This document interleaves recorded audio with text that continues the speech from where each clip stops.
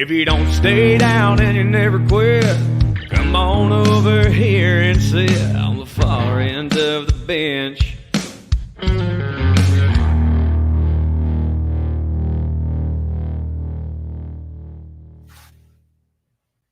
Bench warmers, it is a special Wednesday edition of the podcast. We're back live. We were live with you guys last night following game one of the Dallas Stars Colorado Avalanche playoff series. We had a lot to talk about, and that's going to be kind of the topic of discussion initially on this show as well. So hopefully you guys didn't get your fill last night. Even if you did, we are going to bring in a new perspective, just like we like to do with a lot of the different playoff series. Social media is a great tool. We've met a lot of good people. That's why we know the Variety Sports Network guys like we do. And social media came through again. I want to make sure that I get their it is the Starcastic Remarks podcast, which you can follow on social media at Starcastic R. It's a hockey podcast network. So when you guys hear us talk about Tell It As It Is, it's that same brand, same affiliation. And we have one of the three co-hosts. So I'm going to bring on my co-host, Nico Bryant, and I'm going to drop in Ryan from the Starcastic Remarks podcast. Thank you very much for joining us. I mentioned it before we started recording, going live here, that you could have said no after the way things went last night, but you decided to be a trooper, and we appreciate it. So thank you for joining the show. We're excited to have you on, even though we're not necessarily the biggest fans of the Stars, but I'm sure you're not the biggest fan of the Avalanche either. But thank you for joining us. Yeah, of course, man. And, honestly, the hatred is what makes the hockey playoffs so much more fun, right? Like if you had two teams who don't really hate each other that much, like the Stars and the Kraken last year, we were so cordial with each other as fan bases, it wasn't as much fun. So it was just kind of like, so yeah, all good. And Nico, I know that you remember, you had to talk me off the ledge, but it's nice that we get a repeat of this Dallas. I'm glad we get to run it back. I don't know how it's going to go. I really hope it doesn't go the way that it did last time. Well, it's very, very fitting because I think these are the two best teams of the Western Conference easily, and obviously it's probably going to be the closest knit series outside of maybe that Carolina versus New York series. But yeah, there's so many fun storylines, whether it be Duchesne on the Avs or Big Val Duchesne on the Avs and going to the Stars eventually, and then Val coming here. There's a lot of blood in the water, as you like to say. So it's a very juicy series, and if the games continue like game one, there's going to be fireworks all throughout the series. It was super even. Want to mention, make sure, once again, follow at Starcastic R on social media for your guys' show. You do the show with your brothers, is that correct? That is correct. All right. And how long have you guys been doing your show? We'll let you plug your content here a little bit, just in case we have some people who saw the stars tags that I put in on the video. What do you guys normally talk about, and how long have you been affiliated with THPN? So we've been affiliated with THPN for quite a while. So when we started the podcast, it was the perfect time, to be totally honest with you. We started in August of 2020. So right in the middle of the COVID shutdown, and that was when hockey was returning. I was bored out of my mind, and I was just like, Chris, come help me. And he graciously agreed to do so.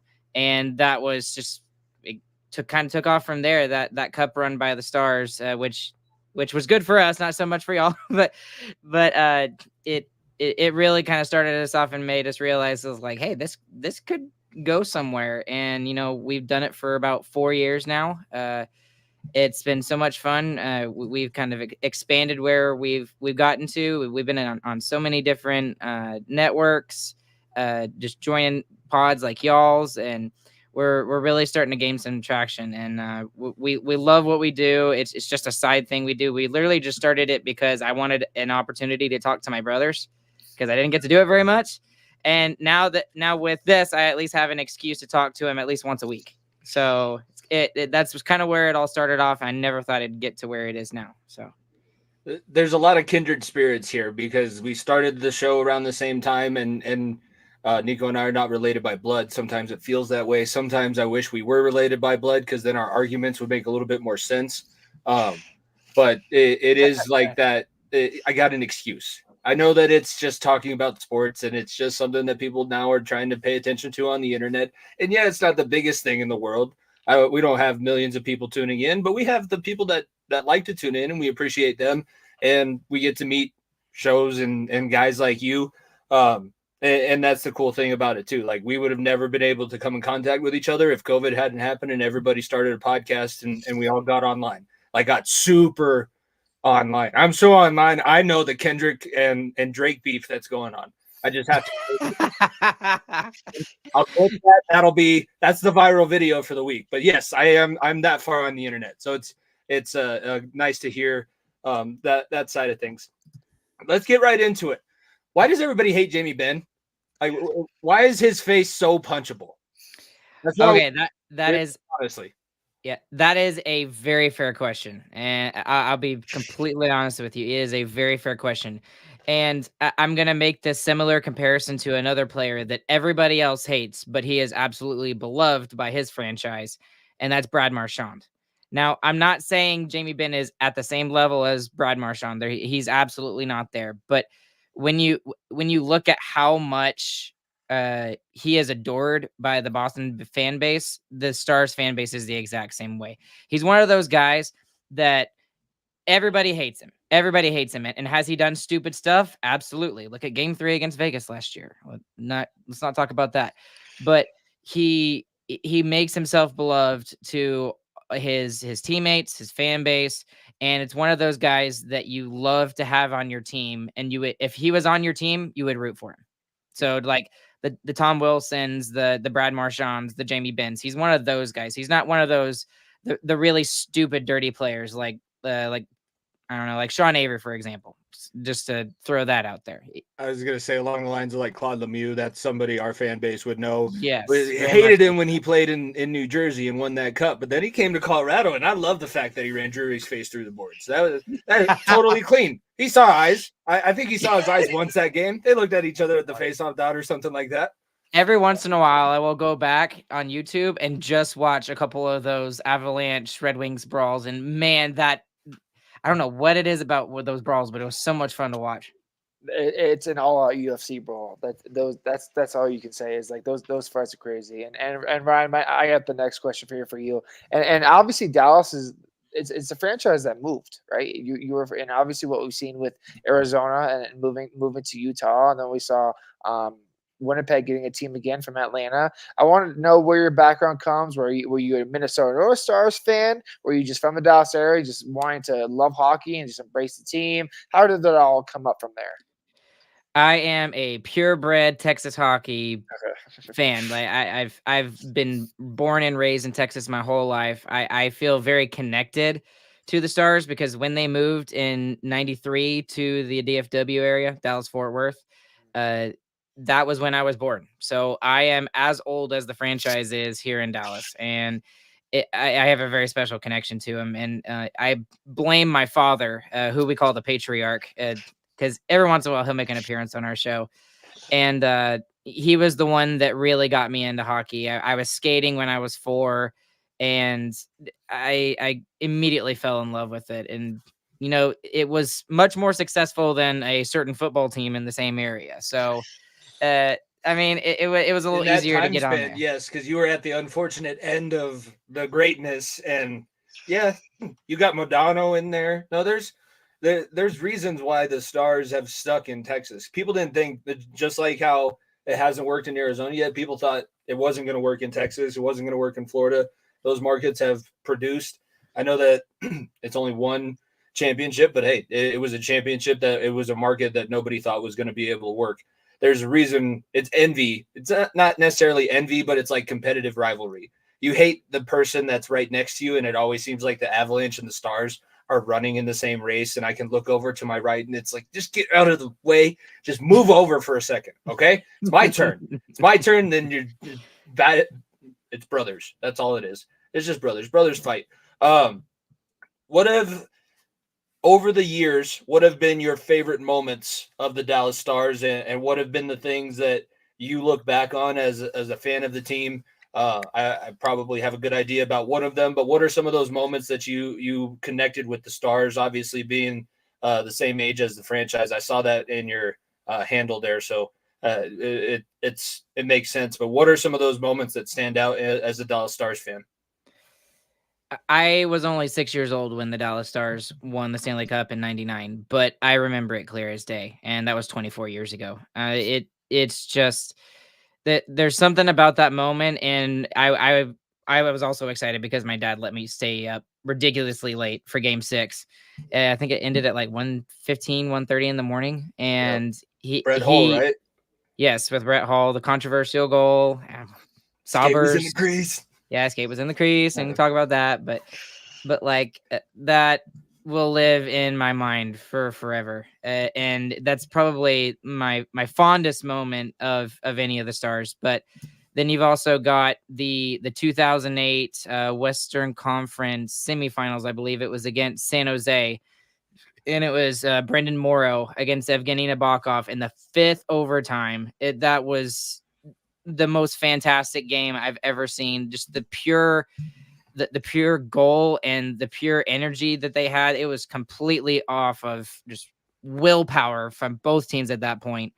And what's funny about that particular series is after Brendan Morrow won, the thing that everyone remembers is that ridiculous save that Evgeny Nabokov made on Brad Richards. Oh my gosh, I've never seen a save like that, and nothing will be repeated. And then to again, sorry, I know I'm in the wrong fan base talking about this. Y'all know where I'm going with this. 2020, against the Colorado Avalanche, the most of unlikely players, Yoel Kiviranta just getting the hat trick. The most of unlikely players. He played 2 games, I think, in that playoffs, and one of them was against the Avalanche in Game 7. I mean, those are the kind of things that stories are made out of, just like the David Ayers thing in Toronto. It's something that everyone, except for maybe Avs fans, I'm sorry, Avs fans, can get behind.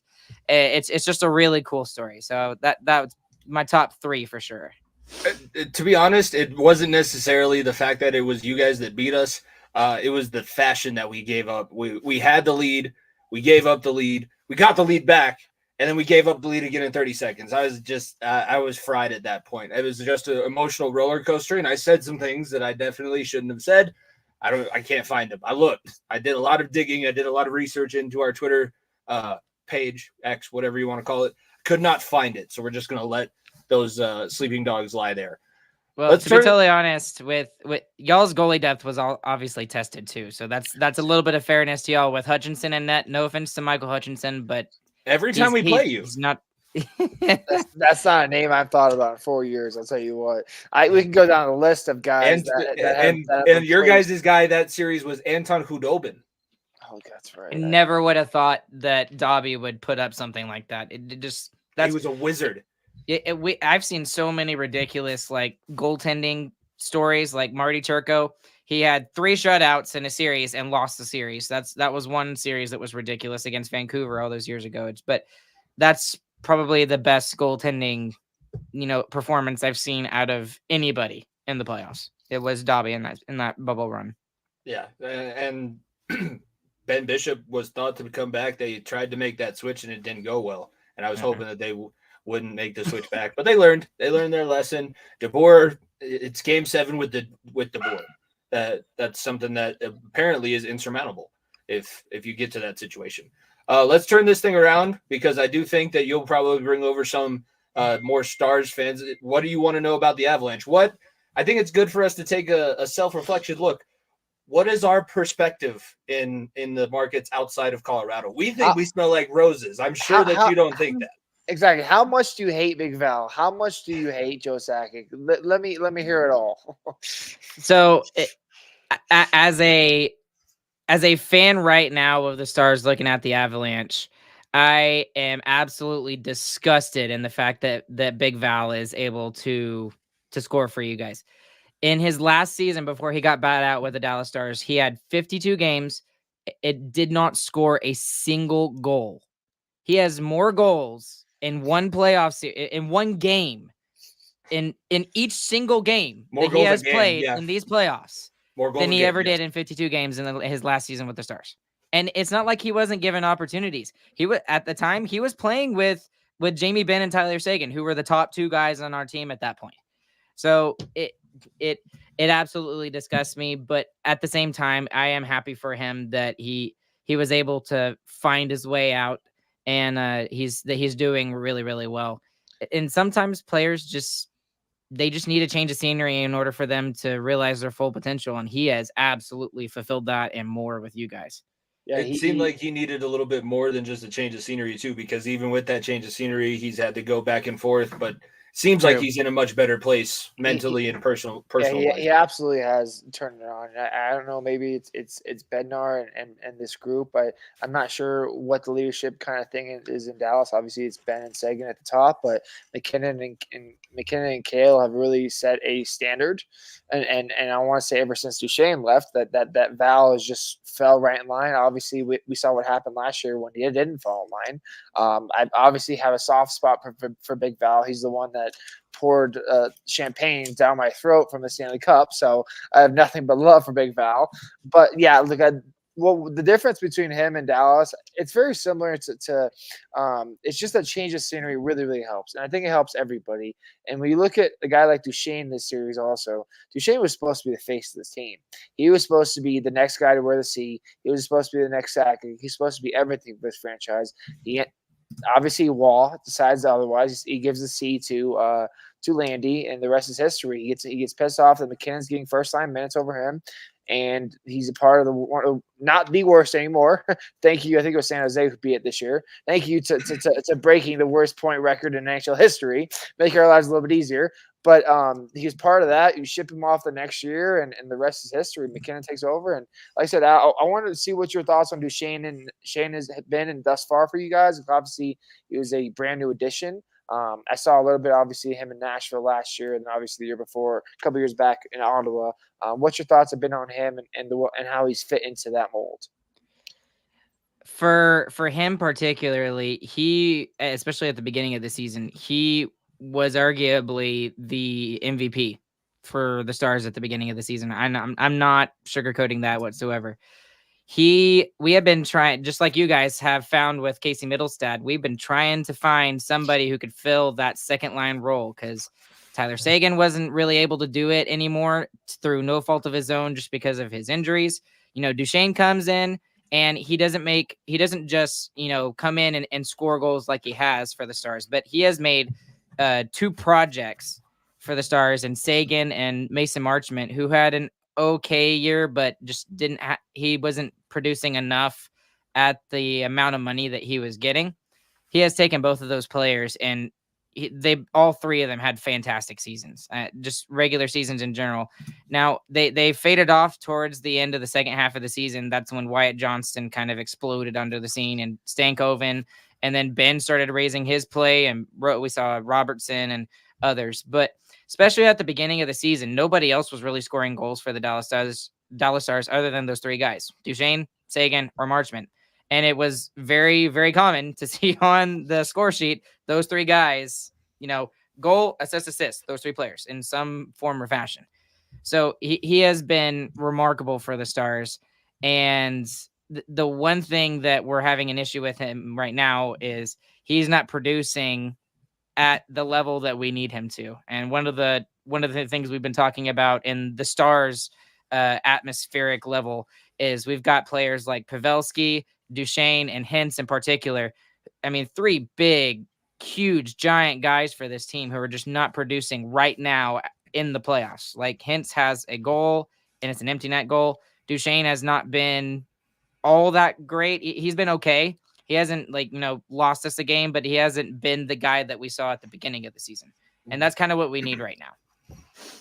He does a lot, and your centers absolutely killed us. I don't want to really switch over to the game, but I will just say, your centers have Duchesne is a part of it, but the face-off dot is huge. That's a big part of his game. He has the assist on the first goal from game one, and I believe it was based off of a face-off win that he had in the offensive zone. So I wish that he was still here, and I did hate him for a long time. I guess I don't necessarily hate him quite as much. It's easy to say that I don't like him because of the team that he plays for, but it just didn't work out. But I was saying last night, Nico, I started giving the answer that you give, But he's the reason why we have Kale. He's the reason why we have all of these really good players that we do. We were able to build a new core around the guy that Wah correctly chose as our captain. There's not a lot bad that came out of that situation. It was bad for a second. That season was awful. That was my first year in broadcasting in college radio. And we had to try and talk about the Colorado Avalanche in the middle of the mountains with like 8 people listening on a transistor radio. And I was like, well, if we want to talk about it, they've won 20 games this season out of 82. 20. So that's where we are. Let's go in. Let's just jump into game one because we kind of transitioned into it. I did listen to your series preview. I listened to your post game following game one. So that's why I knew about the disappointment. You guys, you are very much like Nico and I, where you don't lack confidence in your team. It's good because we're fans. This is kind of the side that we get to show it. We have the microphone, so we get to talk about what we want to talk about. But you were very confident. Do you still feel that same level of confidence with the way that the game played out? It was good and bad on both sides. I would say Dallas definitely won period one. The Avalanche dominated period two that in that same fashion. Period three went back and forth. And then overtime, I feel like it was just one play that kind of separated things. How are you feeling following that game one overtime loss? Now, I got to put this in context for you guys a little bit too, because you kind of have to look at what we had to deal with in the first round series. Oh my God. The emotional ups and downs roller coaster was ridiculous. Just the way we lost game 1 and 2 against Vegas, there were so many Stars fans that were, oh, we're done. We're done. And I was one of those few. I'm not trying to toot my own horn, but I am going to here because it ended up working. I didn't think we were done. Did I feel absolutely hopeless? Absolutely. Yes. But it felt like they were going to be able to bounce back in that series. Now, when you look at this series, here's an interesting stat for you. I didn't know if y'all knew this, but Pete DeBoer, we have had 5 playoff series since last year, right? We lost to Vegas in the conference final last year.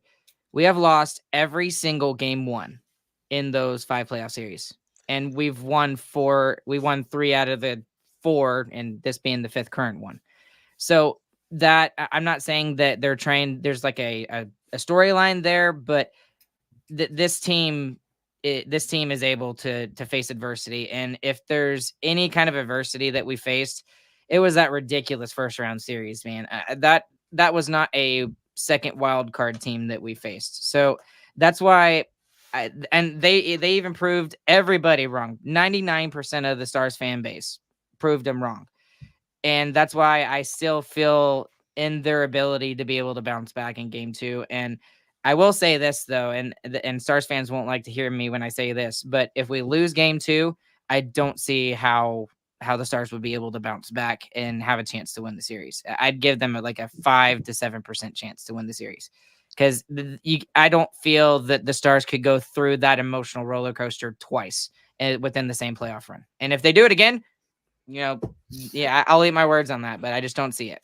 If they do it again, there's not going to be much meat on that bone left for whoever makes it out of this Canada series that started tonight.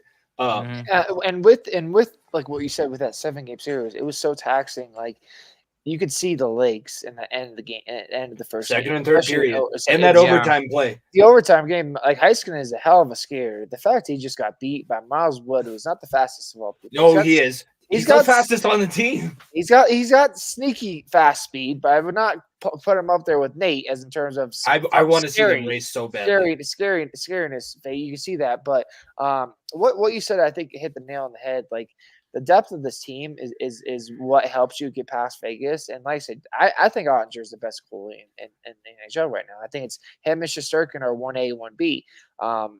What the Avs have been able to do. Like I said, you got to the Vezina winner more than likely in Hellebuck, and obviously they figured out, at least through one game, figured out Ottinger.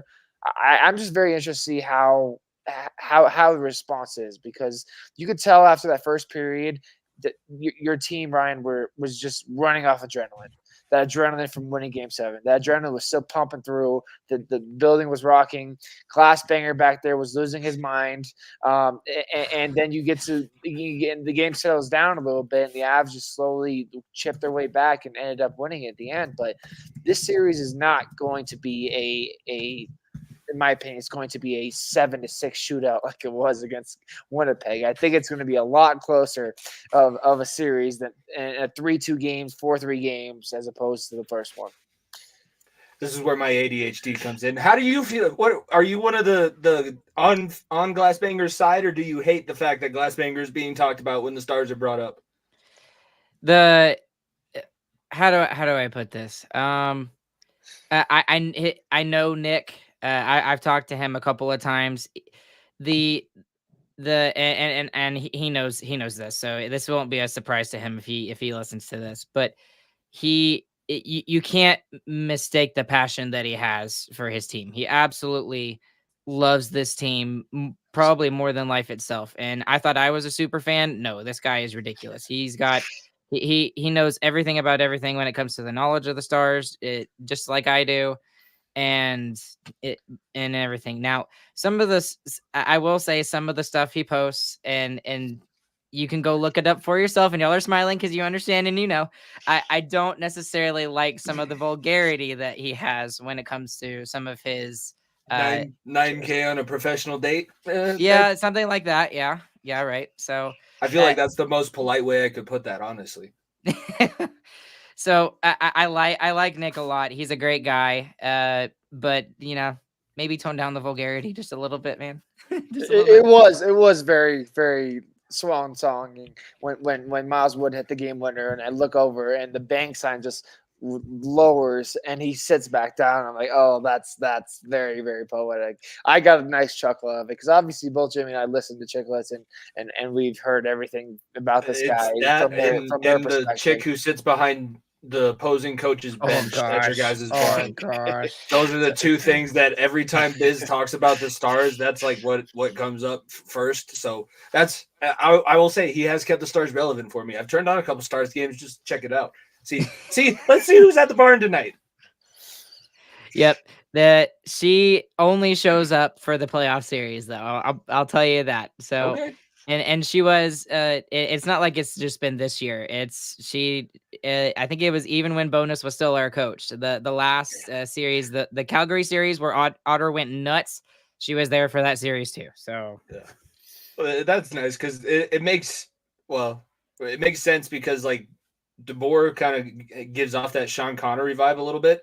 It'd be hilarious to see that chick standing next to Rick Bowness, like the most henchman looking guy of all time. And then you have former James Bond and Peter DeBoer. We have current James Bond. You guys have former James Bond. Yep, I feel like that's how I'll classify that there.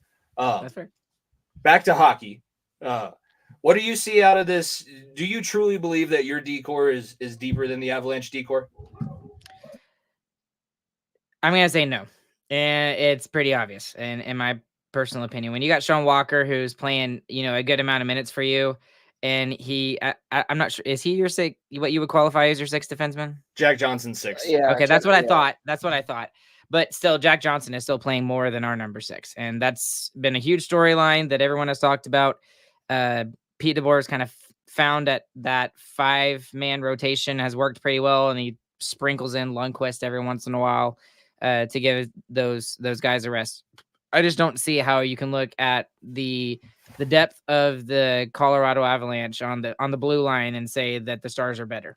Now, I think we have a little bit maybe different variety than the Avs do. I mean, ever since Tanev has come, and that has been the absolute best trade deadline acquisition by anybody, in my personal opinion. And again, I know I'm being a little biased, but the things that he does for the Stars and what we were lacking before he came, he has literally filled in all of the holes in the boat, and where it's not sinking anymore when it comes to our decor. He has transformed that decor for the Stars. So long story short, answer's no. I think that the Avs have a lot more talent on their blue line than the Stars do, even though we have Miro Heiskanen. Do you think that with obviously a different series, obviously the series against the Avs is a lot more different, a lot more fast paced, a lot more up and down, as opposed to Vegas, where it's a lot more grinding out. Do you think that DeBoer will make that decision to have a sixth defenseman in the rotation more consistently? Because obviously, like I said, it's when you play a team for at minimum 4 times in a row, it can be very, very tasking, especially a team coming off 7 games. Do you think that you might see 6, or even maybe they'll win a 7th eventually and take someone else's spot forward away, just because of the speed of the Avs? To make it the question a little simpler, a 7th defenseman, no, that's not happening. DeBoer likes his 4-man unit, and it's hard to take out some of the forwards because all the forwards have been very good. Even Ty Dellandrea, who got pulled out in Game 7 against Vegas, he was really good in Game 6. But as for a 6th defenseman, that has been a huge talking point for me and my brothers on our podcast. It's like there has got to. I mean, we've been going through our depth chart and like thinking, even at the AHL level, there's got to be somebody who can play more than 3.5 minutes a night or 5 minutes a night. Is it truly that bad that you have to take him off at 3.5 minutes? Is he giving up high danger scoring chances within that short amount of time? Okay, so I'm glad you asked that, because the prime example is Game 7 against Vegas. We were up 1-0 going into the second period. It's like the final 2 or 3 minutes, and he had probably had maybe 3 or 4 shifts. And the one shift that he got at the end of the second period cost the goal. And if you go and watch that goal that I don't even remember who it was, might have been Howden who scored that goal for Vegas. And that right there, I was absolutely pissed off. I was like, I never want to see Nils Lundqvist on the ice again, because like that right there, thank God for the fourth line and being able to score a goal at the beginning of the third period, because that could have changed the complexion of the game. And maybe I'm not here talking with you guys about the second round. I'm dead serious. Like that one play where he got beat defensively, which that's in his freaking position name, defenseman. He got beat, and he plays 5.5 minutes a night. That's when especially in our series preview, we just hammered down. I was like, please find somebody else. And then Pete DeBoer comes out the next day and says, there's not really a better option right now. And I'm like, I disagree, but I can't argue with a guy who's gone 8-0 in Game 7s. So if he thinks this is the way to go and the 5-man rotation is it, I'm kind of with you a little bit, Nico, and the fact that I don't think this is sustainable even through this series. But who am I to argue with the coach of the Dallas Stars, who's gone 8-0 in games? It's sorry. What you just said about Lundqvist is basically word for word, bar for bar, what I said about Georgiev after Game 1. I was like, please don't ever wear no Avs uniform. Please do not throw this motherfucker in net again. I cannot sit here and watch the first 5 shots all go in and losing my mind. But obviously, he's obviously grown on me and played outstanding since Game 1. But yeah, it's definitely an interesting take, because, like I said, these coaches, they know their teams, right? They know their teams. DeBoer obviously knows the team more than anything, but it's interesting how teams see different fits for different matchups. Because, like I said, a different match. Like I said, when we played Edmonton 2 years ago, in the playoffs, it was much more grinding out. We had obviously Frankie in net. It was a much better series for him, and defensively it was a lot more adjustment. So I'm just interested to see, obviously, because it's only Game 1. There's a long series to go here, so I expect a lot more adjustments on both sides. But like seeing Wagner for the Avs the other night instead of Kovalenko, or instead of seeing Kerry Vanta, was interesting to me. So those are smaller things that I'm very interested to see how it goes throughout the series. Yeah. I think last thing for the actual series is that I am still very nervous. There are still things that haunt me, and that Vegas series, I'm glad that it wasn't Vegas, because that was a little bit worse, going up 2-0 and then going 4 straight and getting swept after that. It's definitely not out of the woods. By no means am I sitting here saying that Colorado Avalanche are going to walk through. I don't think they're going to get Game 2 in Dallas. There's no way. A team like Dallas with that amount of experience, the coach that they have, everybody, it's going to be well known that this is not a must win, but like you have to respond. And the fact that you basically, I'm not going to say I don't feel the same way where you kind of gave it away. I do think that the Avalanche did enough to earn that victory. but it was a disappointing game one. You have to respond. You have to bounce back. If you don't win this game and you go back to Denver down 0-2, that's going to be a hell of a hill to climb. And you mentioned it already. Doing that back-to-back, you already have to play the two back-to-back defending Stanley Cup champions in two back-to-back series. Doing that and going down 0-2 to start both those series, probably not your best plan of attack. And to help Ryan out, like if you do get through these two series, like especially against the Avs and against the Vegas Golden Knights, you're tested for anybody. Straight up, you'll be more tested for Edmonton. You'll be more tested for whoever comes out of the East. Like that, I would not be surprised at all if Dallas goes on a run if you beat us. It's 100% that way because of, like I said, the man rocket of fucking Wyatt Johnson at 20 years old. Robo over there, who's I think one of the most underrated players people don't talk about enough in hockey, and the depth is just crazy. And like I said, this team is not to be taken lightly. And if they do get past us, not many teams can say I beat the last two Stanley Cup champions in back-to-back series on my way to the Cup final. That is very, very rare. You're able to hear that, and if you're able to do it, then you are set up perfectly. In the last 4 years, the Stars have made it to the playoffs. They have lost to the eventual Stanley Cup champions 3 out of 4 years. So it is so frustrating sometimes. And like one of the things we look back at, the biggest one I look back at the most is 2019 Game 7, freaking Jordan Binnington against the St. Louis Blues. Speaking of guys who I just hate, he's not in the same category. Amen, brother. All right, there we go. Hey, there we go. Jamie Benn had a wraparound, and I'm not joking. There was like maybe an inch of that red line that the puck was still on. And then they go the opposite way 5 minutes later and end up scoring. I think it was Tarasenko, but just those things like that just continue to haunt me. And this is the best team we have had in a very long time.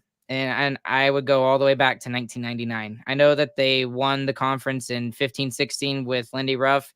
It's not the same. It's not the same. That team was only running gun and it was all offense. This team that we see right now as Stars fans, they can play any kind of style. And that's why I'm very confident in my team and their ability to play, because one of the things we talked about after game one was just the difference in style, just how different it was playing Vegas and playing the Avalanche. It was night and day difference. I'm not joking. And I mean, we actually had room to skate for a little bit, and that's not a slight at y'all at all. It's just that with Vegas, they gave no room whatsoever. There was no room, zero. It's either you rammed through the Vegas Golden Knights or they rammed through you. That's literally all it was. And it was low scoring and all that sort of stuff. And obviously with this first game, it was the complete opposite. I mean, 4-3, I think we had 7 goals in like the last 4 games of the series against the Vegas Golden Knights.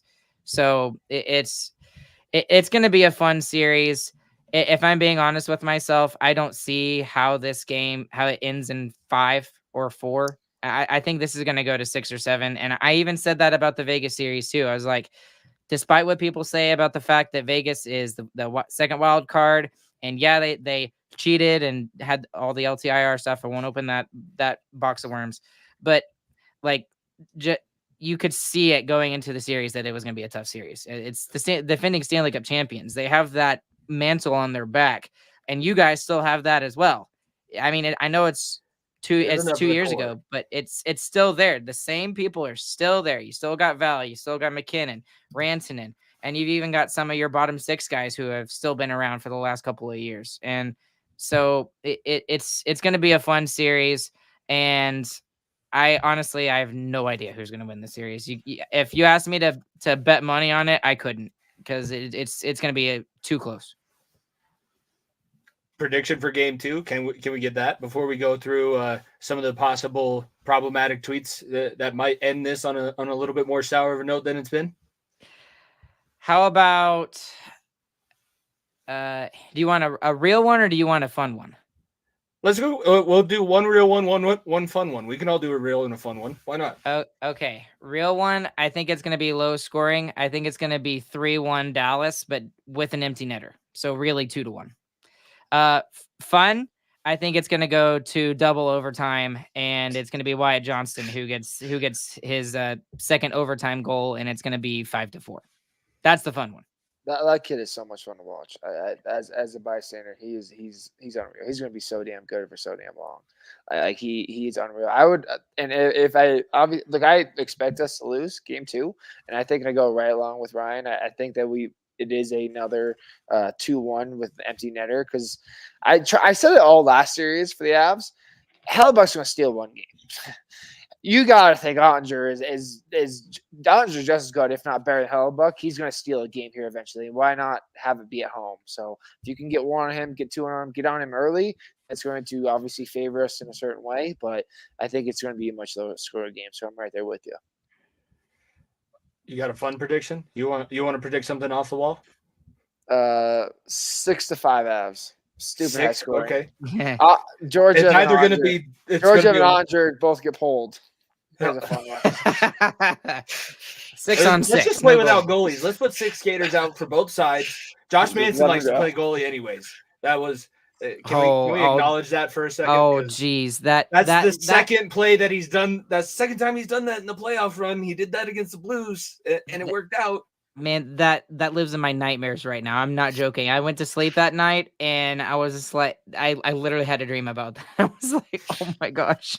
How did that pop up right between his legs? I know. Right between his legs. Well, at first I thought it was Georgiev who got it, and I was just like, "Oh my god, what a stop!" And then I saw it was Manson. I was just like, "Oh, that just makes it worse."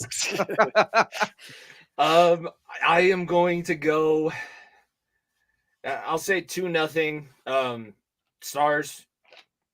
I feel like there's going to be one time where this Avalanche offense just gets figured out. Because DeBoer, I feel like he uses game 1. I said Georgiev, I feel like uses game 1 to kind of see the shots that he's going to be facing. Because I don't know how he always just looks so bad in the first games of the series. I think DeBoer kind of figures things out. They'll probably have a good plan for the offense, and Jared Bednar is going to have to go back to his whiteboard when the series shifts back to Denver. So I'll go 2-0. I do also think there's going to be an empty netter in there. But I said it on our post-game show. You guys are just so damn big. Like everybody. You don't think of Sagan and Jamie Benn as that big of guys, but when they're standing in front of your goaltender, you're like, dude, get your big ass out of here. I just don't want you around. Don't touch my goalie. Get your giant ass away from Val. Take care of it. Manson, I need him out of here. Please. Just get these giant ass guys off my thing. Fun prediction. Jonathan Drouin comes back early. How about that? Oh, that was a good one. He skated today is what I was told. So and he didn't get mentioned on the broadcast. I know that you guys got a lot of guys injured that are looking to come back later on in the series possibly, but Jonathan Drouin deserves to get at least mentioned as a part of those guys that are currently unavailable for the series. If he's in there, that adds a whole nother element, just like if Hakanpää and those other guys that you guys are missing right now, if they were in the series, it would add another element to it. Let's move on. I'm going to pull up. I can't remember which one I'm starting with, so I'll just go here. Does not make me happy that I had to root for the Vegas Golden Knights, but it was against Jamie Benn, so I felt like it was justified. That one's very, very freaking modified. That's a funny one. I enjoy that one very much now. Yeah, now, yes. No, it because you guys did end up going on. That was the series directly after the debacle that I had. So that one wasn't necessarily as mean-spirited. Like I said, I couldn't find the really mean ones. I don't know where those ones went. What is this one? I feel like I guess I pulled up the same one twice. I'm still learning this new trick. The last one Nico's going to get a kick out of. So here we go. I didn't appreciate how much you guys like to play behind your net. That was when you made it to the finals against Tampa. That was like every single breakout. You're just lining up behind.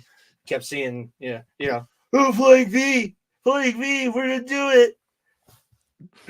I was not happy with you guys, if you couldn't tell.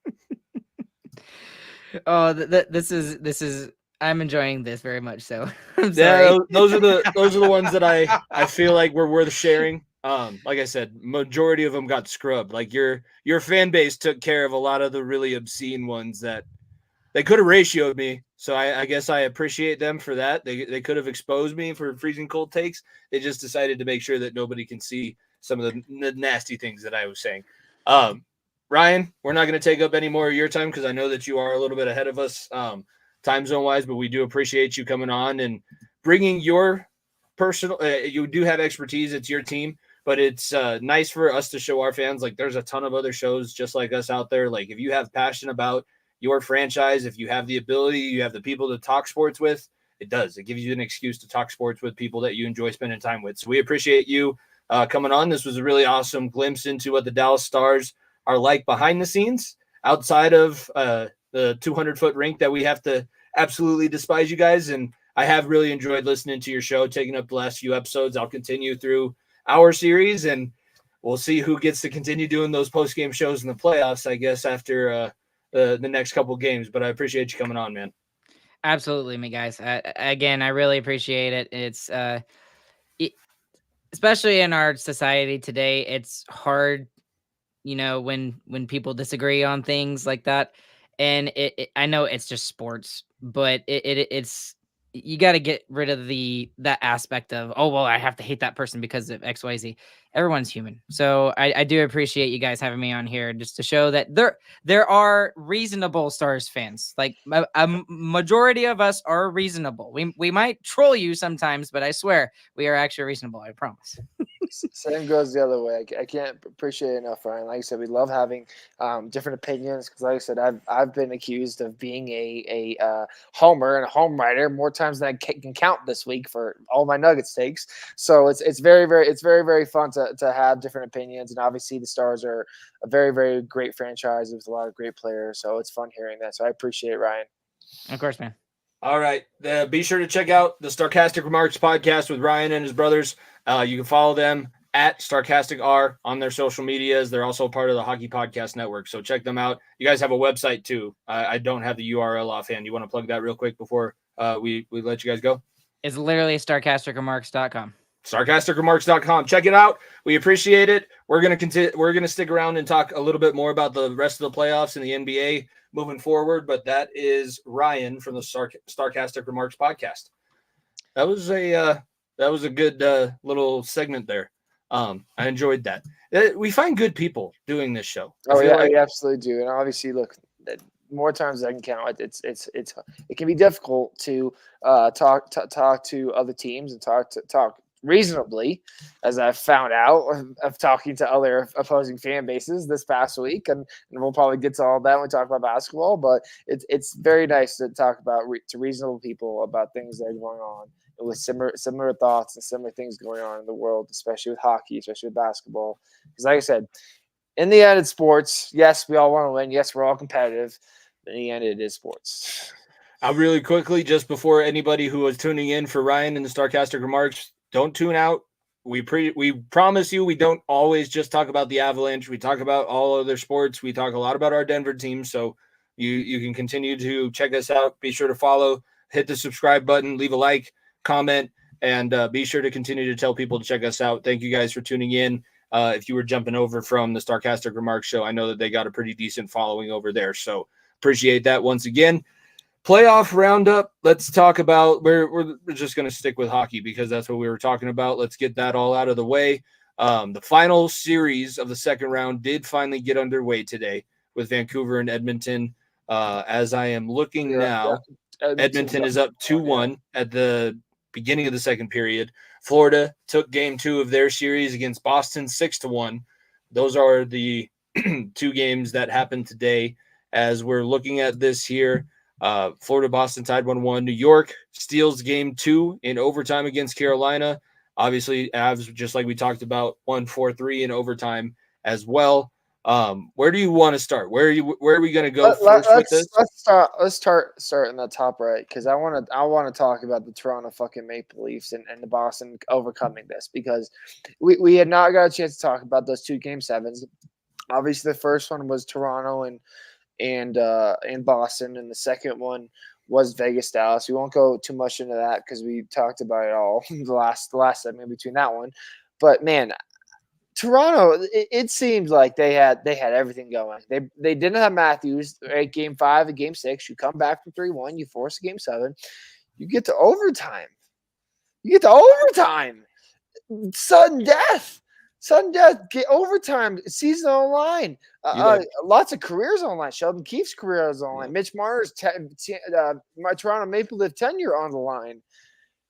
And then what happened? Oh my gosh, what a heartbreaker. Instead of Boston blowing another 3-1 lead in the second round or in the first round, they instead figure it out and have a great performance by Swayman in net to close out Game 7 in Toronto.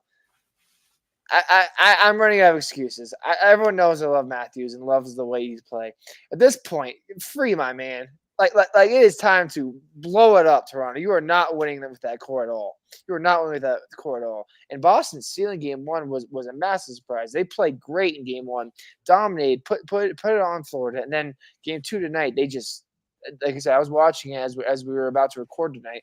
They just poured it on 6-1, and we saw lots of brawls at the end of that game, too, where Boston just got fucking chippy because of how bad they're getting their ass kicked. But yeah, I am just flabbergasted that Toronto again. Look, you got the monkey off your back. You won a first-round playoff series. What do you do now? Now they don't make it to the second round anymore. Now that's too much. That's too much. Too much to ask for. Why do you want me to do all of this? Jeez, I just want to sit around and not do anything. Let's stick in the East. What do you think of that Carolina series? What is Rod the Bod going to have to do? I don't know if you know, but Ron Francis, the guy who took over in Seattle, has apparently made a very hefty offer to Rod Brind'Amour because his contract is coming up at the end of the season. If he can't get over the hump this year, it feels like it would be the right time for him to jump ship. So what are you thinking about the series in general, and then just that situation with Brind'Amour in Carolina? I'll start with Brind'Amour. The reason why I don't think he'll leave is because he won a Stanley Cup there. They will have to fire him. And you look at the team they have, it's a much better team. It's probably the best team they had. Obviously, last year they get to the conference finals and end up losing to Florida in heartbreaking fashion. Like that team's there, right? You add Gensel. I think if you keep Brind'Amour around for one more year and you're able to keep more offensive pieces around Gensel, that's going to elevate this team even further. Svechnikov, Gensel, Aho, obviously. You build around that core with other pieces, you can actually go on a run. Problem they're running into is the world, and especially the NBA world and the NHL world, wants a New York versus Boston fucking conference finals in the Eastern Conference. Like no other. And we talked about the Avs embellishment call. That was not the worst call of the night. The call to give New York the power play to eventually the game winner. I don't know how you call that in the playoffs. I believe it was a hooking call. I don't know how you call that. And obviously I get it that Carolina had they called the cross check because he had the motion. That's and right, apparently the way the rule is written, if you make a cross-checking motion and you gain an advantage on that skater, that is a cross-checking minor. It's crazy that it was called, and I get it though, because at the same time, if you look at that first overtime period, and this was me not paying attention to the Avs first period because thank God I didn't. But that first overtime period, like Carolina had had two man up advantages where they had their chances. So if you want to complain about that call, which you have all the right to, because like I said, that call and an embellishment call are probably the two softest calls you can make the playoff. Like, come on, let the boys fight, let the boys hustle, let the boys go. And you let that happen, and obviously the game winner goes in. Carolina is a damn good home team. So this series is far from over. Right? New York took care of business. What I saw in game 2, Carolina, after the first period, they woke up. They woke up massively big time in that second half. So I would expect a game 3 win in Carolina. And like I said, very, very tough game 4 where they come out eventually and tie it 2-2. I just think these two teams are so evenly matched going down the stretch. It's going to come down to one person. It's Igor Shesterkin. Igor Shesterkin having 52 saves in game 2, standing on his head. He is the reason why they won that hockey game. Absolutely is. So if he continues like that, man, New York is going to be very, very, very tough to beat on the route to the Stanley Cup final. Last series that we haven't discussed yet. It's the Canada. Oh, Canada. It's the Canucks series. It's our only hope and prayer for another Stanley Cup since Do you think the fix is in? 1993. Do you think that Talkett looks so pissed off on the bench tonight because he got told it was a remember the Titan situation? The Bettman's just like, hey, listen, there was an owner vote, and we decided that Edmonton's the Canadian team. We want to have a shot at the conference final. I mean, Edmonton did have Wayne Gretzky on the team, and they do have one of the best skaters of all time, and McDavid now on the team. Yeah, if there was a team represent the Canada, a better chance to represent Canada and the Stanley Cup final and have a chance to win, it's easily Edmonton. It's not even close. So the fix is in. You're saying it right here, right now. The NHL. I just need it for the clip. I also think that Edmonton is a deeper team, and especially with Vancouver. I don't know who's in net tonight. I know they were on their third goalie to end that Nashville series. So maybe that's going to change things if they get Demko back. If Casey Smith is the one that's playing big time. It's still. Yeah, that's their third goalie, so it's not Casey Smith either. So that's where my biggest problem is, because at some point a third string goalie is a third string goalie. Like a shit still smells like shit. Doesn't matter if you put fucking lipstick on it. All right, it still smells like shit. And when you're facing Connor McDavid and facing Leon Draisaitl and facing the Stanley Cup fucking merchant, the motherfucker that makes Stanley Cup every year but loses, and Corey Perry. This Edmonton team is very, very good and very, very fast. I'm just worried that this backhand, like Quinn Hughes and company, can struggle because they have not had a good offensive series. Vancouver did not have a good offensive series in round one. They need to have a much better offensive series for them to have a chance in the series. All right, let's move over into. We're talking NBA playoffs now. We're going to save Jokic. We're going to save the Minnesota series till the end. That is also going to be our next live show after Friday's game 3. That is going to be the next time that we're live post a playoff game. But if we look at the NBA bracket outside of that one, so I guess I can leave this up here for now. Let's just look at the top half. The Thunder handled business. Okay, we talked about handling business last week. They handled business in that first game against Dallas. What have we seen from this young Thunder team that have been able to make sure that they don't have these woes? Like we talked about, you need to go through the NBA playoffs in stages. You don't go from being bottom of the barrel in the league to being in the conference finals and possibly in the final series. That just doesn't happen in the NBA. It's too difficult to win an NBA playoff series. How are the Thunder proving that wrong? This Oklahoma City team is built to win a championship. They are the youngest team in basketball by far and away. They have an MVP candidate. We won't talk about the MVP till later, but Shai Gilgeous-Alexander is an MVP candidate and was very, very deserving of the award. He was number 2 in voting, but he's very, very deserving. He's that good. You look at what they got in last year's draft. Chet Holmgren, number 2 or maybe he was number 3 pick. Can't remember exactly, but he was a top 3 pick for sure last year. It had to take a year off because of the injury in injury in the Drew League, playing pickleball. Then he comes in, he's neck and neck with Wembanyama for Rookie of the Year. He absolutely comes in. He looks like the next animal. This team, though, is much more than those two. You look at what Jalen Williams is doing. Jalen Williams, I'll be very, very cautious that I say this. I am seeing a lot of Paul George in this guy. I am seeing a lot of knockdown shooting, take you off the dribble, take you one-on-one. Great defender as well. He is the full package. He's doing a great thing. And then when you're facing the Dallas Mavericks, you need one of the best defenders in basketball, and that is the torture chamber, Lou freaking Dort. He put Luka in a damn blender, similar to what Nickeil Alexander-Walker and Anthony Edwards have done to Jamal. Luka has not had a chance to breathe. Did not have a chance to breathe in game 1. Not have a chance to breathe. I would expect us to make adjustments. Obviously, Kyrie, PJ Washington had a better game, but I would expect more from Gafford and Lively and company at the big man position. But Oklahoma City is a force to be reckoned. These aren't no pups anymore. These are not pups.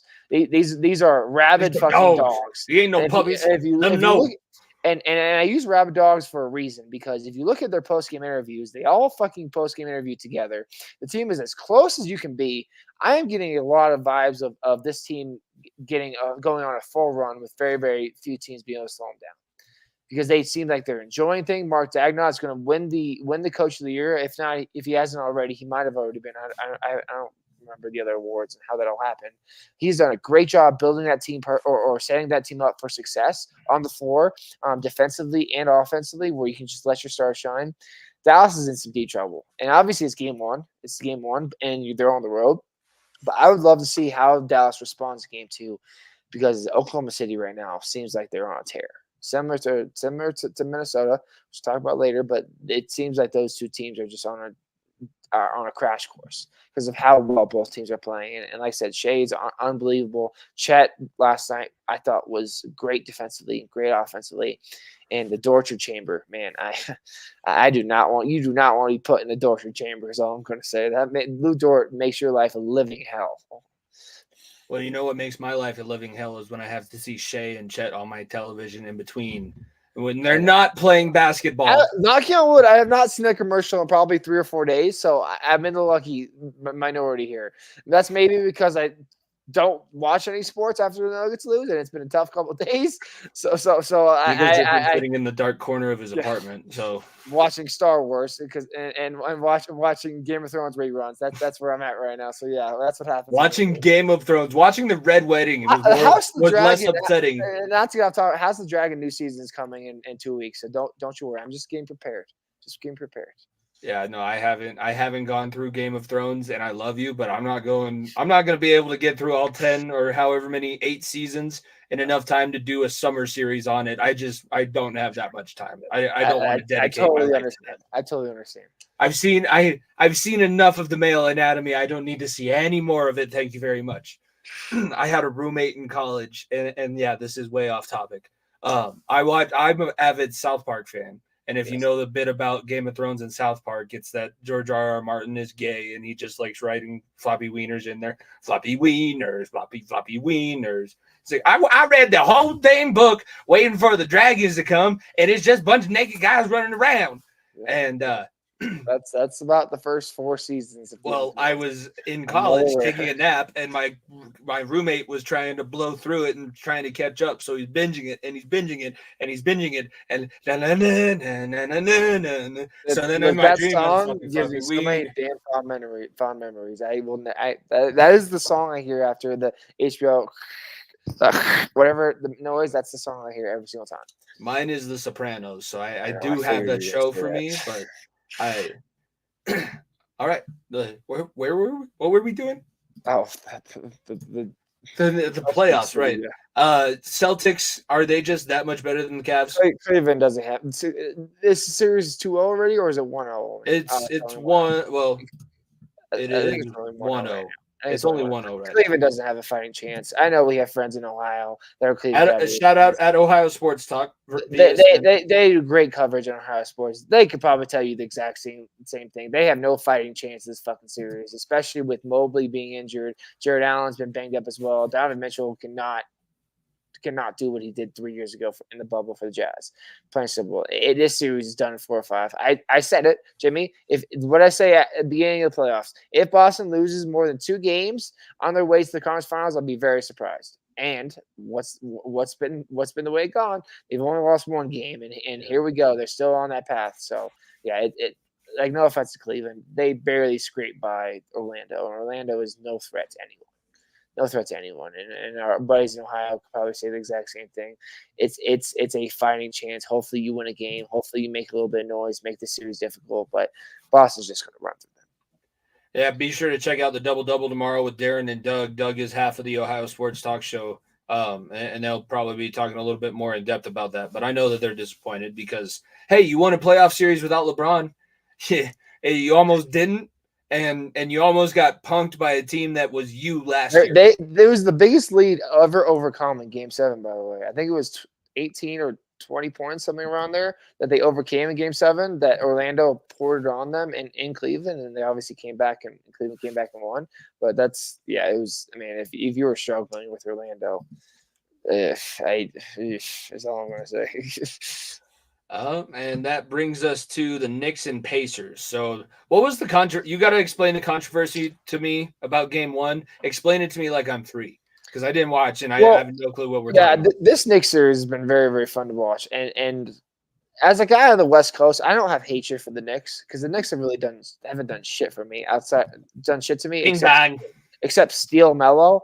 And I love the fucking Bing Bong videos. They are the side talk videos after round one were some of the funniest shit I've ever seen in my life. Them trolling Embiid, wiping Embiid's jersey on his ass, saying if I had a sister, I'd let the entire New York Knicks roster run a train on her and then let them do it again. Yes, that was word for word what was said. Make sure you say that was quotes. Quotes. That was not Nico saying not that. Me, not me. Quotations. That was holy crap.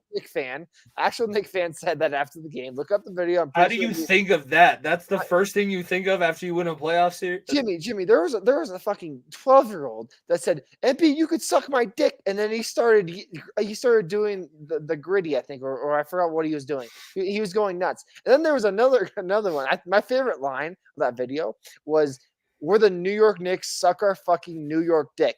That was probably the best bar. What's the handles? Because I could probably look this up and make sure that everybody knows this isn't. It's Side Talk. I know it's Side Talk something.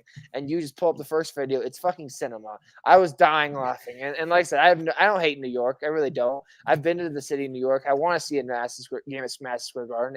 And this team from New York is fun to watch too. It's three guys that won a national championship together. Jalen Brunson, Josh Hart, and Dante DiVincenzo won that national championship. Is it the one from May 3rd? Is that the video? That's 5 days ago. Yeah, should have been. Oh shit. Okay, yeah. I just saw the 12-year-old. All right. I found it. I'm pretty sure we won't get demonetized for this, so please play the video. It's too damn funny. I gotta I'll let you figure that long term. But yeah, the cohesiveness of Hart, Brunson, DiVincenzo works so perfectly. And this team does not have Mitchell Robinson fully healthy. They are starting, yes, Never Knows fans know this name, Isaiah Hartenstein. He is running the center for this team, and he's been a very, very good job. But yeah, let me see this video. It's so damn good. Joel Embiid, come take these hands, bitch! We don't need cheesesteaks! Fuck that Philly Tuesday! Fuck me, Bill! Fuck you, Biden! Yo, Philly, you can feel these nuts! I can't. Yeah, it's good that it's coming through your headphones. It's not coming through my headphones. I have no ability to hear what they're saying right now. I'll be pleasantly surprised as I've Joel Embiid, we sending your ass to China, so get ready to pay. Yo, let's go talk to DiVincenzo, the Italian fucking Italian! We are the New York Knicks! Suck on the New York dick! Go New York, go New York, go! If I had a sister, I'd let Jalen Brunson and the entire New York Knicks run a fucking train on her tonight. If you couldn't hear that, Jimmy, I promise. I can't. No, I will be pleasantly surprised when I. It's so unbelievably funny. If you were a listener to the show and couldn't hear that, I'm sorry. Obviously, we're still figuring it out. The listeners will be able to hear it. I don't know what it is. It's so damn funny because obviously that's New York. That's fucking New York. The motherfucker, Jimmy. What is DiVincenzo? What type of nationality do you think DiVincenzo is? Of course, he's a fucking Guinea. I know. He's a fucking paisano. He's a fucking paisan. Yeah. They call him the Duncan fucking Dunkaroo over there. Duncan Divin fucking Cenzo, the Italian stallion. It was another thing said. They have a guy named the Italian Stallion. All right, Nico. That guy said that. I know that guy said that. New York It's decided that New York is our team if the Nuggets don't move on.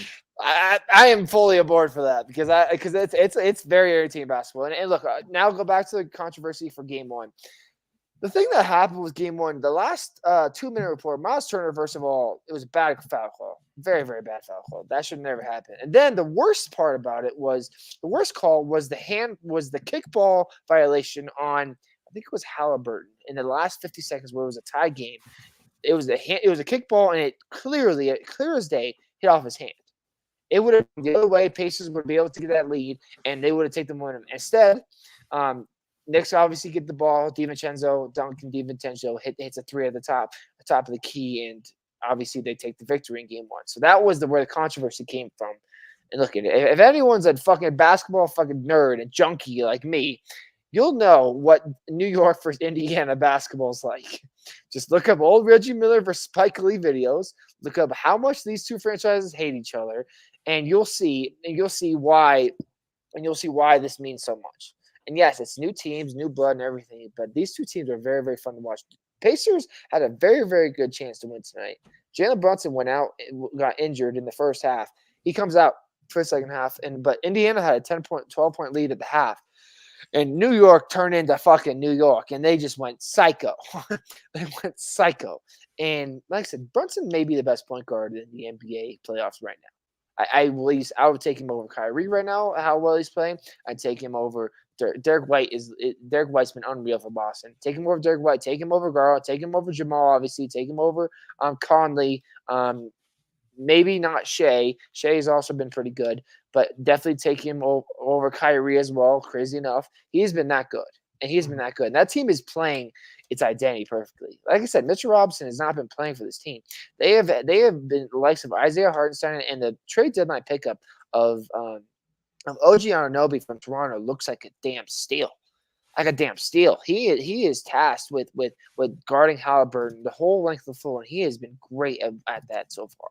He has been absolutely fantastic. So he's doing everything they want from him, so much more. And like I said, this New York team is on the backs of three dudes that won a national championship together. You know that they would love nothing more to raise another banner together. They absolutely would. And when you have that championship DNA, yeah, it's college, I get it, but it's still those three core are the leaders of the team. And Thibodeau is a crazy motherfucker. He will ride those motherfuckers until their legs fall off. He will play each one of them 40 minutes a night. No doubts about that in my mind. But this team from New York and the Knicks of what this identity is entirely different than what they have in the past. They're relying on shooters. They're relying on good hard defense. And you look at the Knicks in the past teams, they're not good defense. And Thibodeau preaches defense. And they have bought in. They have bought in entirely. And man, if in a New York Boston series, I would not be surprised. Weird saying this. I know it'd be very weird saying this, but I think New York could give Boston a real run for their money in the conference finals. It would be very interesting to see if they can get that in both hockey and basketball, because that's on the line right now. It could be Rangers, it could be Rangers Bruins, and it could be Knicks Celtics, and that would be the media would love that. I'll tell you that's cinema. That's true cinema. Here you go, Nico. This might make you feel better. Three times. He needs two more so that we can do the Booker T. Five time. But three is pretty good. Could be very well 4-time MVP. And before I get into bullshit that was going on, I just want to say a couple things because I tweeted this out. I will never take for granted this dude. Plain and simple. He was a second-round draft pick that was never to amount to anything. He was the backup to Yusuf Nurkic for 2 full seasons. He took the reins in 2016, maybe it was 2017, forgot when it was. He comes in, he doesn't do anything stupid. He plays basketball, loves his family, his goal every time he steps on the floor is to make everyone around him so much better. And he has never played with an all-star or an all-star on the same season. He's never played with a coach that is quote unquote Hall of Fame coach, even though Malone could get to that point. Like he has just been the ultimate pro. You can complain that he cries, he whines, he obviously has expressions where he hates calls. You can absolutely say that. What you cannot doubt is that this man has been the best player on the planet the last 4 years. Plain and simple. This is the 4th straight year where he's won an MVP. Last year was the Finals MVP. This year is his 3rd MVP. He's hoping for the double-double. Obviously, getting Finals MVP with this year if he's able to come back in the series. If that happens, five-time. He cements himself on a different list than anybody. And obviously, when we're hoping for a longer playoff run, and we'll see what happens in Game 3 and Game 4. Like I said, they're not dead. It's bleak. And Ryan said this best with the Stars when they lost 2 at home to Dallas. It's very bleak. It's very, very bleak. The shit stink. The shit stinks like a motherfucker. It is brutal, and it's brutal to fucking swallow that shit and be like, "Fuck, this is what we are." But the series isn't over yet. And this dude, like I said, this dude, he may not put 30 up a night, but he is going to give you 28, 12, and 10 a night. And last time I checked, the last MVP that averaged a triple-double was Russell Westbrook. And everybody fucking dick rode that motherfucker like no other.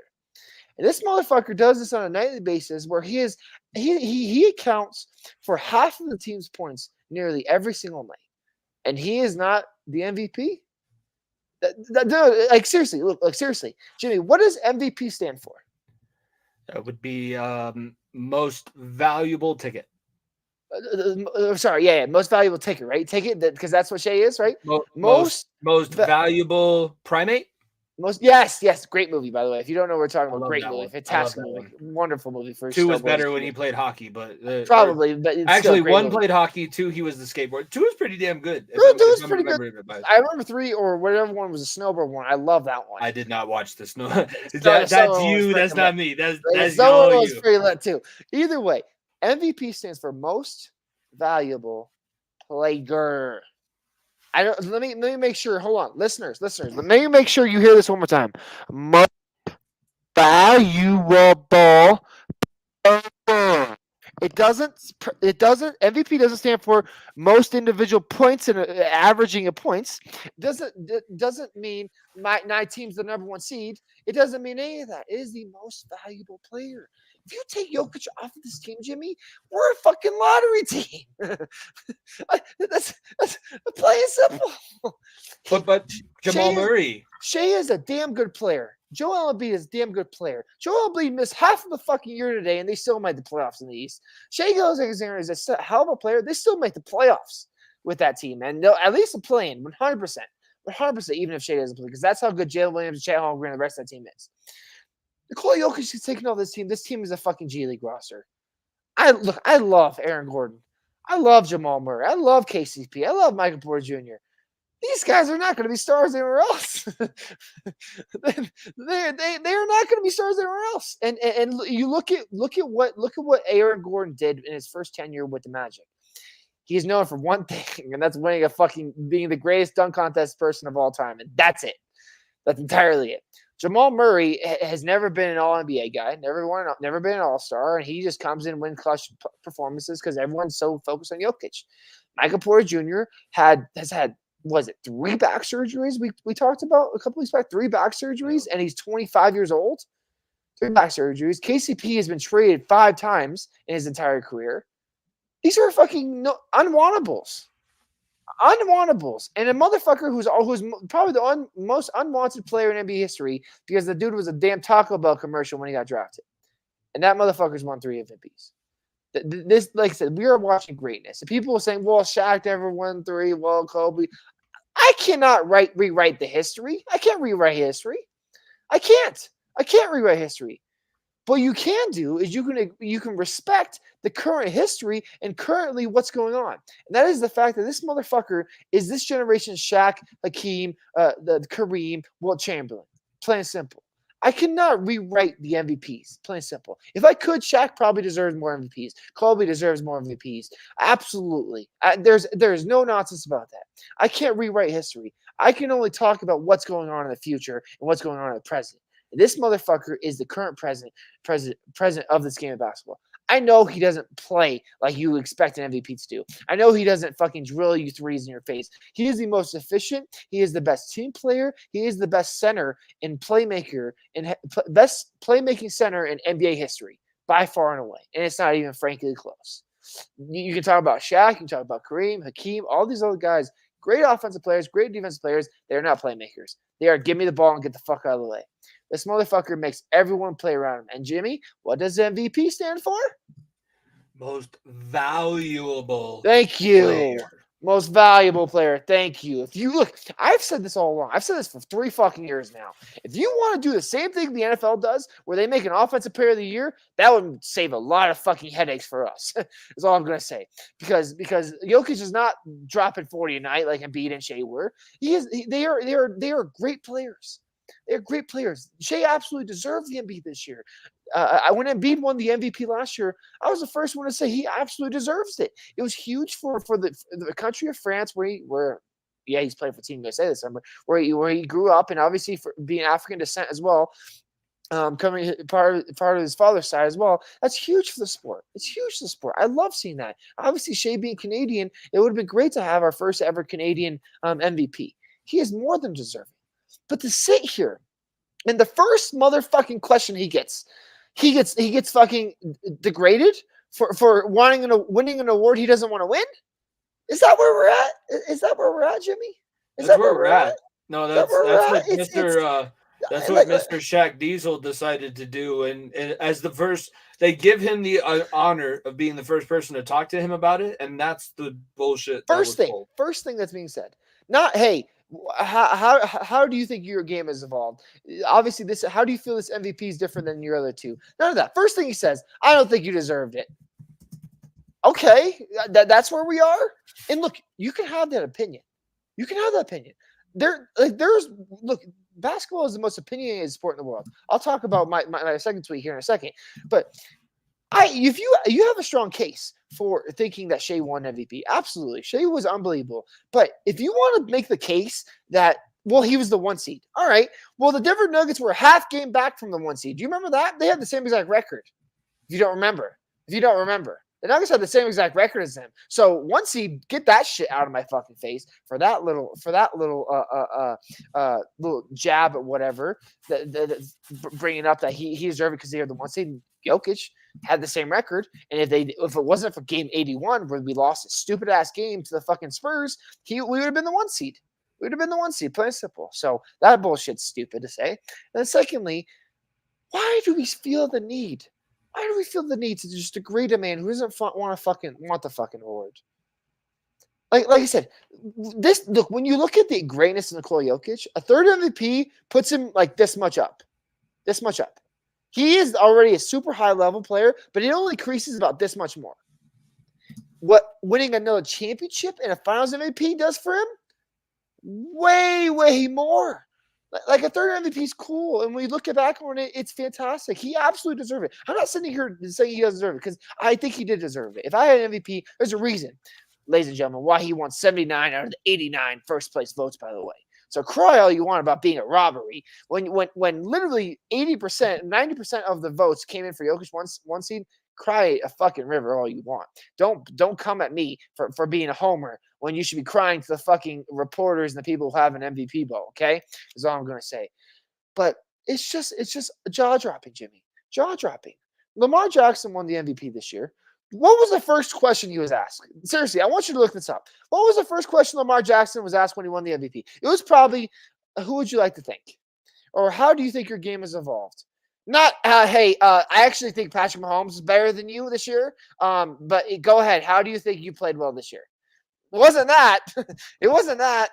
I guarantee you it wasn't that. I guarantee you it wasn't that. And that conversation for the MVP is going to go on ESPN broadcast. I know it's the first thing they want to fucking talk about because they've been dick riding LeBron all fucking playoffs long for no reason because he hasn't played in 2 weeks. And I know it's going to be conversation. I know it is. And plain and simple, stop degrading a motherfucker. That's what's sickening to me. I get that Shea is a worthy MVP candidate and would have been a worthy MVP winner. It is sickening to my fucking stomach that the NBA media and NBA fan base feel the need to go after a man who doesn't fucking want it. He shows up at night, plays for his teammates. He sees the MVP award as a teammate award, and he doesn't fucking care. And like I said, the quote that stood out to me more than anything, that after his MVP announcement press conference at Ball Arena, he said, I preferred it last year when I didn't win the award and we won the championship and I got that MVP. I would rather win 3 or 4 of those as opposed to 3 or 4 of these. That's word for word what he said. If that doesn't show you the selflessness of being the most valuable player is, I don't know what it is. And I know Shea is a great character. He is a great character. He's a great kid, and he's a great ball player. It is as simple as creating an Offensive Player of the Year award. It simply is, because Shea is not more valuable than Jokic. Plain and simple, he's not. He's not. I cannot. You cannot sit here and tell me that Thunder team is not a playoff team without Shea, or is in the playoffs even without Shea, because they are. They are. I'm mistaking my words here. I've said fucking a lot because I have a lot of thoughts on this. Either way, look, he is the most valuable player in the world. Like I said, he is the best player arguably in the world. Not even arguably, he was, because he's a reigning Finals MVP. If for whatever reason, and like I said, this is the fun part about this. Fun part about being an underdog. If this motherfucker beats your king in the playoffs, which he already did twice, he comes back and beats your next prodigy after losing two in a row at home, fucking the apologies better be as loud as the hatred is all I'm gonna say. Because like I said, don't let us win this series, because if you do, you will be taught this man's pedestal will be above some of you motherfuckers and anything you ever want. Because there are so many fan bases, Jimmy, that are knocking this team down, knocking this man down because they had nothing else to do but sit at home and watch the games on Cancun from their TV in Cancun. It's all they can do. It's all they can do. Suns fans, Lakers fans are specifically looking at you. You are enjoying these games, watching from your home while my team's still playing again. So go ahead, hate on it. That's what comes with being a championship team. That's what comes with being having a 3-time MVP now, a 1-time Finals MVP. It's what happens. And like I said, I want to see this team respond. And like I said, I think it's going to add fuel to the fire when this team sees all the things going around. Because like I said, Minnesota's a deadly team. They're a damn good team. But in Jokic, I trust. And you know what? If we ran out of gas this year, then so be it. I still believe this team can win another championship, even if we don't win it this year. Plain and simple. And that's because I am watching the best player to ever put on a Denver Nuggets uniform. In May ever. And it's frankly not even close. It's not even close. You could say Melo all you want. Melo never made an NBA Finals. Melo never won a Finals MVP. Melo only got to the Conference Finals once. That's after we traded for a championship player in Chauncey Billups. He made it the first round of playoffs twice in 10 years with the Denver Nuggets. He has not hold a jockstrap to what this man has done for this franchise and this team. He is more than deserving to be now 3-time MVP. Like I said, I'll never take him for granted, because watching him on a nightly basis, it's pure joy. Even when we're getting ass kicked, watching 1-5 suit up and watching from Soundboard Serbia number 1-5 Nikola Jokic at starting center makes me so damn happy every time I hear it. I think that's a good place to leave it. We were going to make predictions. Let's not. I don't care about predictions right now. I feel like that was a good conversation to end things with.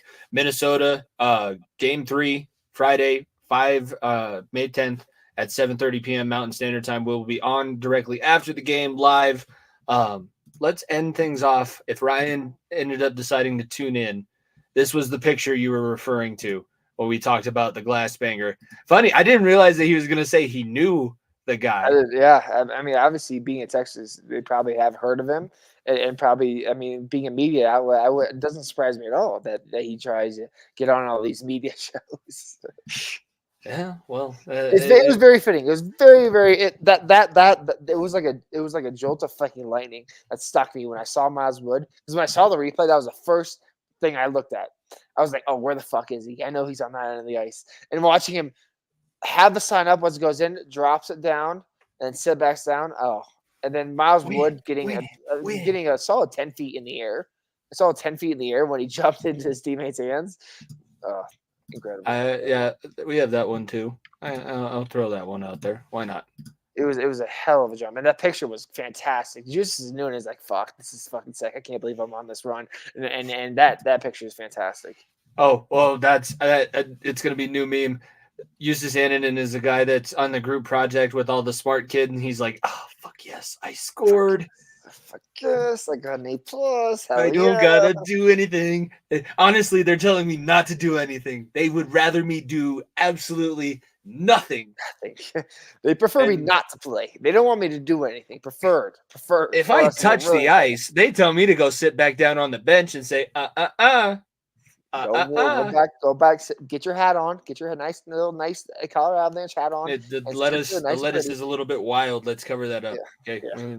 When they give you shots on the bench, we don't want your lettuce to be all messed up for your mom. Your mom wants a good picture when you're on the TV. Okay, we got to do it for you, Eustace.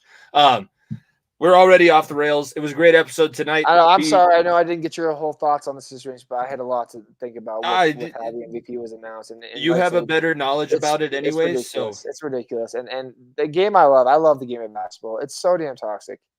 Like I said, it's so damn toxic. I have Minnesota fans. Like I said, we've had Minnesota fans go in our fucking DMs, go in our fucking the replies, calling us fucking homers. I had Suns fans calling me a fucking crybaby and stop being biased. I get I'm a Nuggets fan. I feel like I have been probably the fucking middle of the fucking road this entire time, saying how good Minnesota is, how much we need to respect the Lakers, even though I hate them. How much you respect the Lakers, how much I gave respect to Miami last year, Phoenix last year. I've been right down the road. Yeah, I get that my team's a championship team, and I firmly believe in them. I believe in them more than anyone else. And the same thing goes to the Avs. I believe in them more than anything else. But at the same time, I realize good ball. And that's why we do the show, because Jimmy and I know fucking ball. We know fucking ball. Okay? We know ball. I know ball. I've learned basketball. I've had to experience basketball enough. I've learned basketball. Exactly. Don't sit here and say we don't fucking know our shit.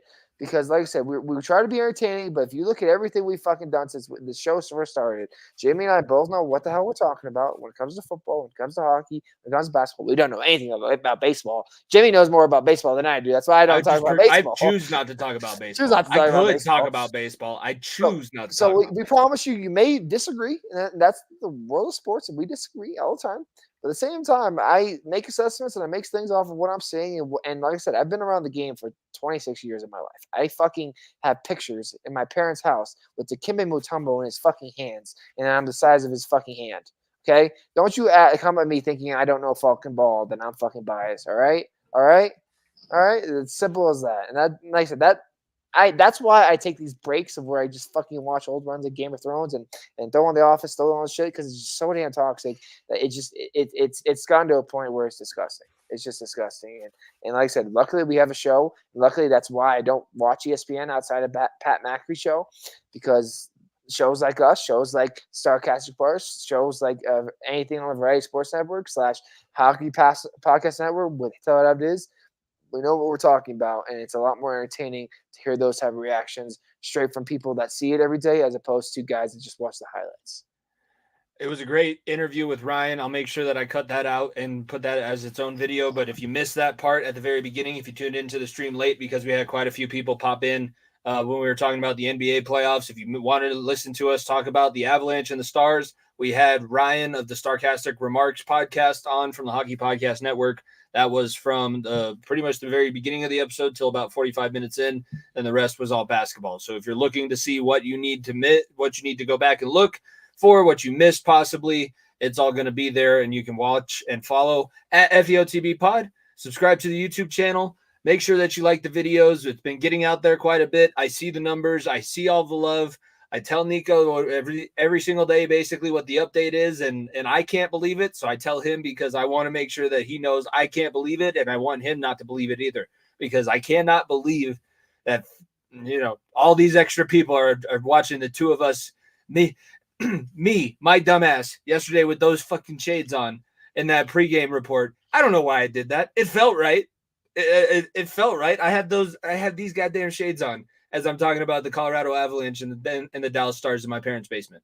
I am the quintessential millennial, yet I was born in the iGen generation. I don't know what to tell. I don't even know what gen we are. We're iGen, technically. That's the first time I've ever heard that. I thought we were X or fucking V or whatever the fuck we are. X is old. X is... Or Z. I thought we were Z or something. Z is the kids that I teach. Okay. At least I don't... This is why I haven't been in school in a couple of years, and like I said, I don't teach elementary school shit, and Jimmy does. I'm happy for you to know that, Jimmy. No, I don't like it. Be sure to follow everything. We will see you guys post game on Friday after the Nuggets and T-Wolves game 3. For myself, Jimmy Pilato, my co-host Nico Bryant. Once again, big thank you to Ryan from the Starcastic Remarks podcast. We will see you guys Friday night. Peace. If you don't stay down and you never quit, come on over here and sit on the far end of the bench.